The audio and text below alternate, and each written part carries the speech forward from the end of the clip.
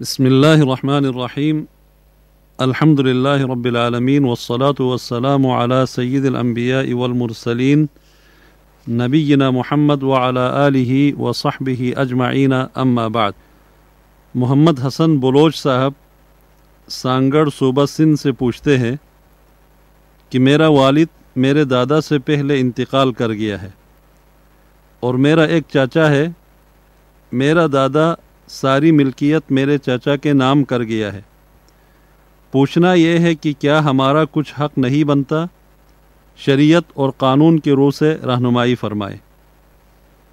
سوال میں مذکور صورتحال کے مطابق آپ کے چاچا نے کوئی غلط بات نہیں کی ہے.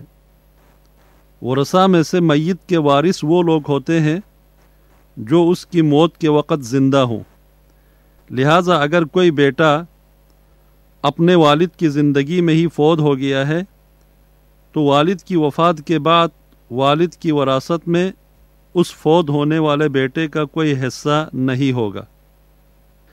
جب اس فوت ہونے والے بیٹے کا کوئی حصہ نہیں ہے تو اس والد کے باقی بیٹوں یا کسی بیٹے کی موجودگی میں فوت شدہ بیٹے کی اولاد کا بھی دادا کی جائیداد میں بطور وراثت طے شدہ یا مقررہ شدہ کوئی حصہ نہیں ہوگا. ہاں، اگر بالغ ورثاء اپنے حصوں میں سے اپنی رضامندی سے اس فوت شدہ بائی کی اولاد کو کچھ دیں تو یہ ثواب کا باعث ہوگا. فرمان خداوندی ہے وَإِذَا حَضَرَ الْقِسْمَةَ أُولُو الْقُرْبَى وَالْيَتَامَى وَالْمَسَاكِينَ فَارْزُقُوهُم مِّنْهُ وَقُولُوا لَهُمْ قَوْلًا مَّعْرُوفًا. جب وراثت کی تقسیم کے موقع پر قریبی رشتہ دار یتیم اور مسکین حاضر ہوں تو اس میں سے انہیں بھی کچھ دے دو اور ان سے اچھی بات کہو.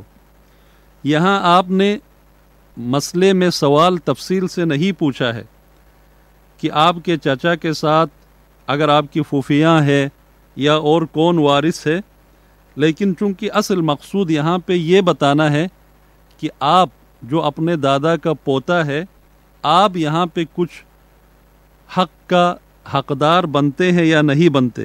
لہٰذا اس مسئلے میں یہ واضح کر دوں کہ آپ کا دادا کی وراثت سے محروم رہنے کا سبب دادا کے ساتھ رشتے میں آپ سے زیادہ قریبی وارث شخص یعنی آپ کے چچا کا موجود ہونا ہے. اور یہ شریعت اسلامی کا وہ مسئلہ ہے جس پر امت کے علماء اور تمام فقہا کا اتفاق ہے.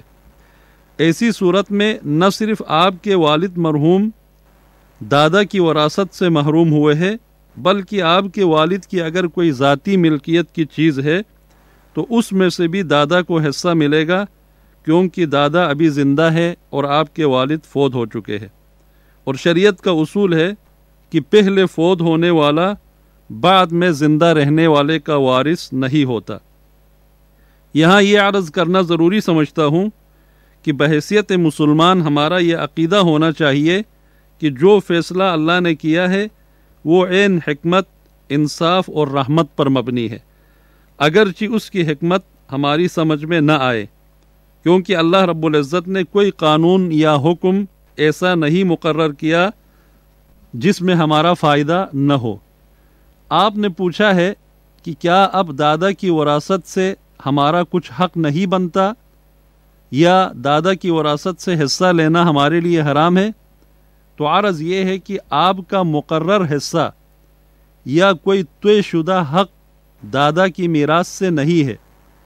باقی اگر چاچا آپ کو بھی اپنی خوشی سے وراثت کے حصے میں شامل کرے یا دادا آپ پوتوں کے لیے کچھ حصہ دیے جانے کی وصیت کرے تو وہ آپ کے لیے حلال اور پاک ہے.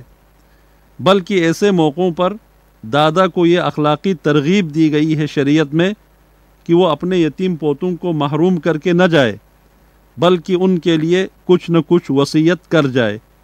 اس میں شرط یہ ہے کہ دادا کی وہ وصیت زیادہ سے زیادہ 1/3 جائیداد یا اس سے کم کی ہو. ایسا نہ ہو کہ اصل شرعی وارث کو نقصان پہنچا کر غیر وارث پر ضرورت سے زیادہ مہربانی کی جائے.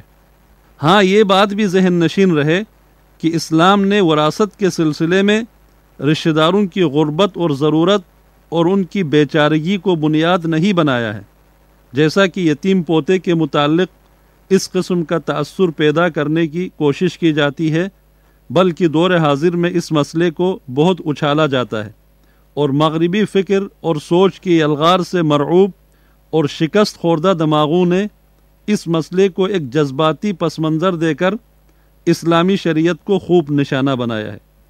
بلکہ اصول یہ ہے کہ اسلام نے مستقبل کے مالی معاملات کے متعلق ورثہ کی ذمہ داری کو بنیاد قرار دیا ہے۔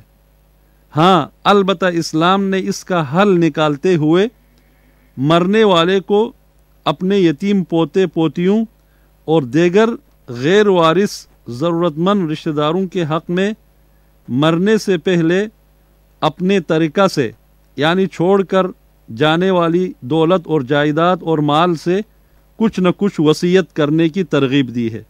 ہاں، البتہ یہ بات ذہن میں رہے کہ وصیت کرنے پہ اسے مجبور نہیں کیا جائے گا، کیونکہ کچھ ملکوں میں قوانین ایسے بنے ہوئے ہیں کہ اس صورت میں دادا کو قانونی طور پہ پابند کیا گیا ہے کہ وہ یتیم پوتے یا پوتوں کو کچھ حصہ ہبہ کرے یا ان کے حق میں وصیت کرے، ورنہ عدالتیں خود اس میں مداخلت کرتی ہے۔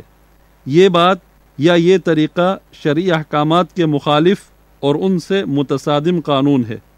اس حوالے سے جس طرح کچھ لوگوں نے واجب وصیت کا اصطلاح ایجاد کیا ہے، یہ درست نہیں ہے، کیونکہ ایسا کرنا پھر دادا کے حق کے تصرف اور ملکیت میں دخل دینے اور باقی ورثاء کے حقوق پر زد ڈالنے کا باعث ہے، جو کہ جائز نہیں ہے۔ واللہ تعالی اعلم، وآخر دعوانا ان الحمد للہ رب العالمین۔ اللهم صل على محمد، اللهم صل على محمد وعلى